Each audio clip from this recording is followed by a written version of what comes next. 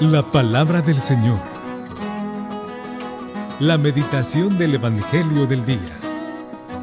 A la escucha de Jesús, nuestro Maestro. Señor, tú tienes palabras de vida eterna. Tengan todos ustedes, hermanos, un saludo muy especial en este día viernes 16 de julio del presente año del Señor que nos ha permitido vivir y experimentar.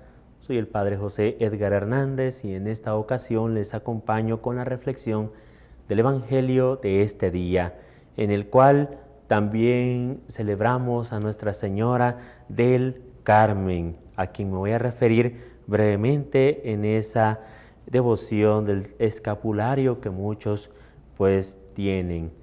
Vamos a continuación a escuchar el texto del Evangelio de este día.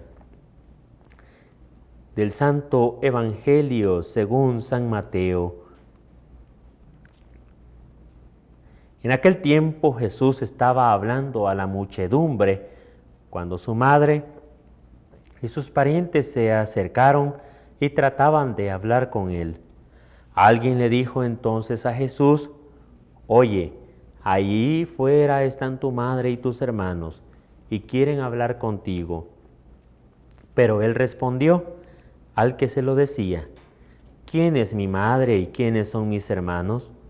Y señalando con la mano a sus discípulos, dijo: «Estos son mi madre y mis hermanos, pues todo el que cumple la voluntad de mi Padre que está en los cielos, ese es mi hermano, mi hermana y mi madre». Palabra del Señor. Gloria a ti, Señor Jesús. Sin demeritar el texto sagrado de la Escritura, muchas veces nos transmiten según los géneros literarios que corresponden a cada texto, alguna opinión, tal vez alguna ley, algo de carácter legislativo, alguna lamentación, etc. Encontramos en esta ocasión una narración que muchas veces ha sido distorsionada, ya que muchos lo han interpretado como una especie de rechazo hacia la Virgen por parte del propio Señor Jesús. Pero vale la pena que le prestemos mucha atención y que incluso saber que este texto no es muy específico, no da muchos detalles como quizás quisiéramos. En primer lugar, alguien le dijo a Jesús: «Oye, allí fuera están tu madre y tus hermanos y quieren hablar contigo». Yo recuerdo en una ocasión de que alguien me contaba que su madre estaba fuera de la oficina donde trabajaba este profesional, o sea, su hijo, y más o menos mencionó: «Yo como quisiera pues almorzar con mi hijo un día, que saliera de su oficina y fuéramos a almorzar». Alguien escuchó eso y fue a decírselo al hijo y le dijo: «Fíjate que tu mamá quiere un día que salgas un ratito en horas de almuerzo para que tú la lleves a comer. Y ella quiere que se haga ahora mismo». Claro, ¿verdad? No es que la madre esté pidiendo que se haga, sino más bien está diciendo de que es un deseo, está expresando un deseo que otra persona escuchó como una petición que debía de realizarse pronto. Pues más o menos así podría ser esto. Quizás la Virgen, quizás los parientes de Jesús, con la palabra hermanos no vamos a entender propiamente a alguien que comparte mi misma sangre porque soy del mismo padre o de la misma madre, de un mismo matrimonio, sino más bien porque es mi pariente. ¿Cómo lo podríamos ahondar? Así vemos de que muchos de aquellos que son o que se denominan hermanos de Jesús en los evangelios son hijos de otra persona. Pero bueno, eso será tema para otra ocasión. Pero vale la pena resaltar de que quizás fue un deseo, como toda madre, de encontrarse con Jesús. Alguien se lo hace saber a Jesús y él sabiamente dice: «¿Quién es mi madre y quiénes son mis hermanos?». Jesús no está rechazando a su familia, quiere hacer profundizar que los lazos con él tienen más relación en cuanto a la aceptación del Evangelio, de la voluntad de Dios, que por su relación consanguínea. Es algo que muchas veces se nos puede olvidar a nosotros, que estamos tentados. Voy a poner el ejemplo de aquellos hombres y mujeres que, ostentando un cargo de ser funcionarios públicos en alguna dependencia estatal, cuando ocupan esa función, muchas veces han favorecido a un hermano, a una hermana, a un hijo, a una hija, a una madre, a un padre, para favorecerle con un cargo, ¿verdad? Hoy se habla muchas veces de plaza fantasma, ¿verdad? Imagínense que yo fuera funcionario y dijera, bueno, hoy que estoy en el cargo voy a ver si contrato a mi hermano, ¿verdad? Pero lo contrato que sea de barrendero, ¿verdad? Voy a aprovechar este periodo de ejercicio de mis funciones. Claro, con esto no estoy acusando a nadie. Lo que quiero dar es un ejemplo de cómo muchas veces hay tentación en el caso del ejercicio de una función pública, el nepotismo, ¿no? De favorecer a un familiar muy cercano para que se beneficie pues de todo aquello que pueda yo pues concederle. Muchas veces así pensamos. Cuando nosotros vemos a un sacerdote, ay, qué dichosa la mamá, ¿verdad? Qué dichoso el papá, qué dichoso los hermanos, la familia. Eso pasa conmigo, ¿no? O cuando vemos a una persona de renombre, qué dichosa la familia.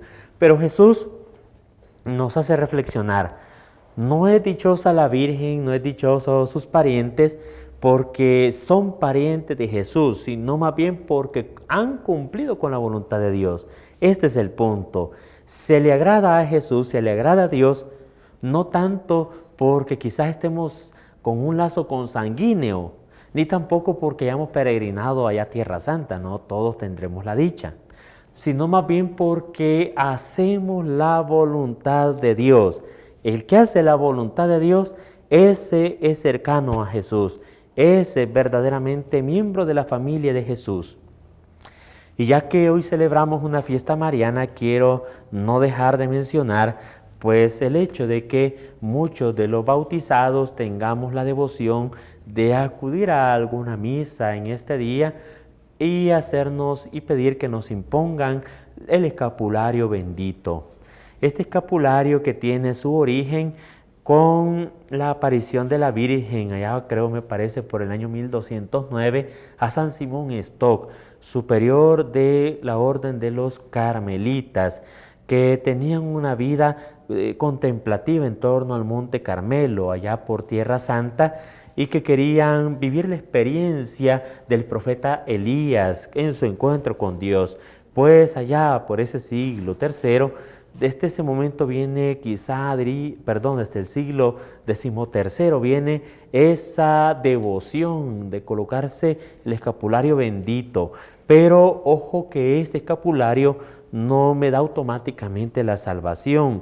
Tampoco es algo que hay que poner una fe de modo supersticioso. Es que si me lo pongo, me va a ir bien en la venta. Si me lo pongo, me va a ir bien en el amor, como lamentablemente mucha gente se desvía de su fe. O me lo pongo y no voy a tener nada malo. No, esto lleva una cierta tarea y una devoción muy profunda en cuanto al rezo del rosario, la confesión, la asistencia a la misa y una profunda devoción a Nuestra Señora del Monte Carmelo, orar por las almas del purgatorio.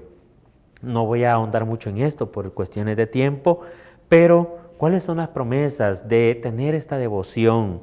Justamente es aquella a la que se refiere como salir del purgatorio en cuanto antes le sea posible a la persona cuando ya haya fallecido.